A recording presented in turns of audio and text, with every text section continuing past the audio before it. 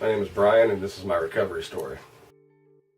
I first started having problems with substance use was probably whenever I was 12 years old. It was the first time I ever drank alcohol, and that was with an older stepsister and her friends, and I drank until I vomited. And I think in the back of my head, I think that's what I thought you were supposed to do when you drank. I tried to drink as much as possible whenever I could in my teenage years. And I think I did that for acceptance. I think I thought that if people would like me, if I were fun. My senior year of high school was when I first tried marijuana, and I liked it. And for some reason at the time, I felt like that was the thing to do. I felt like that was what everybody was was wanting me to do. At that point in my head, I was very insecure. I was getting ready to, it was actually at the very end of my senior year when I tried it.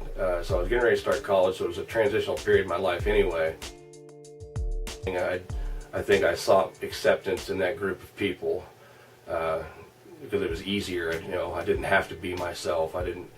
Being insecure wasn't something I wanted to do, so I thought that people would like that Bryan. Cocaine and methamphetamine were predominantly available here, so those were the things that I was first exposed to of the hard substances, and again, I liked them. The thing about those substances is they work.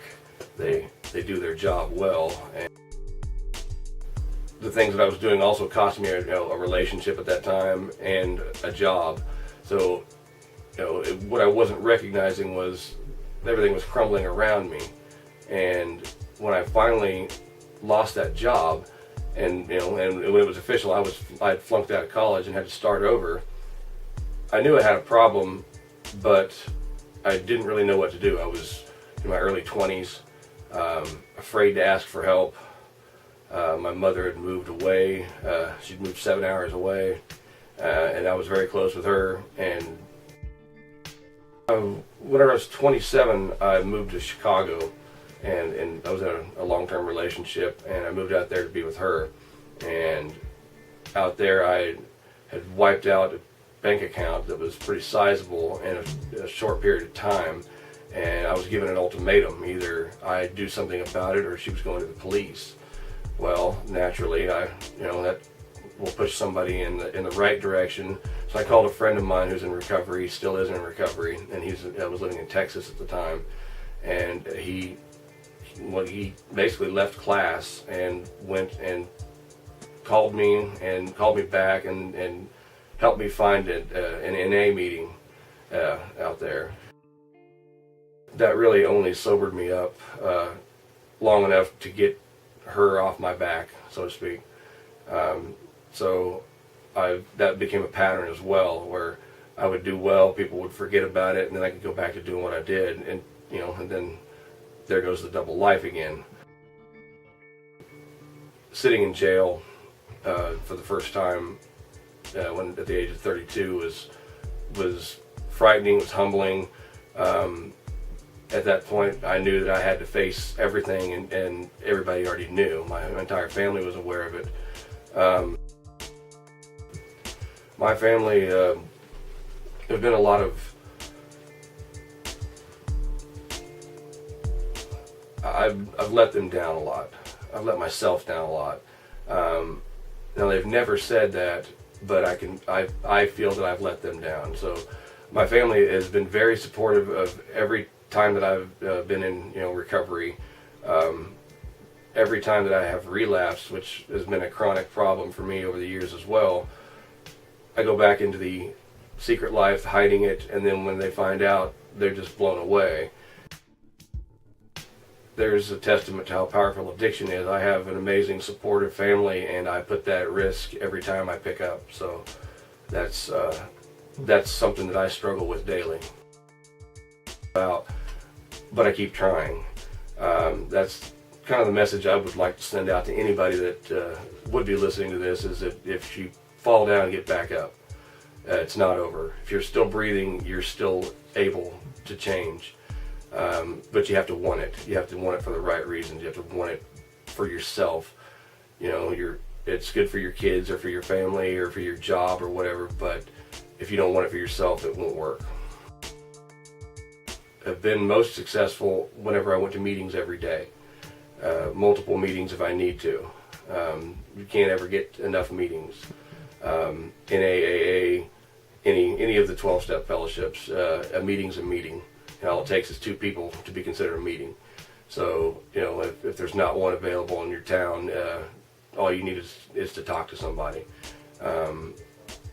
The worst thing you can do is keep it all in your head. And for me, when I started sharing how I felt, and I found out there were other people who felt like me, that became my new addiction. My new addiction became talking with these people. These people became my family.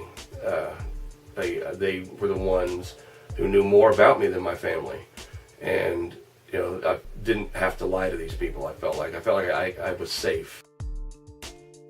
Addiction is more than just taking a drug. It's also, it is your behavior, it's an attitude, it's everything about it. There's more to using drugs than just using drugs. My addiction has taken so much from me. It hasn't given me anything other than bad health and a criminal record. And it's kept me from being happy. It's kept me from reaching my potential. I still haven't finished college, which was never something that I even considered. It was dropping out of college. It just wasn't, it wasn't something that was in the cards. I do plan on going back to college. One of the reasons, I think, one of the things that contributed to me not finishing was I really didn't know what I wanted to do.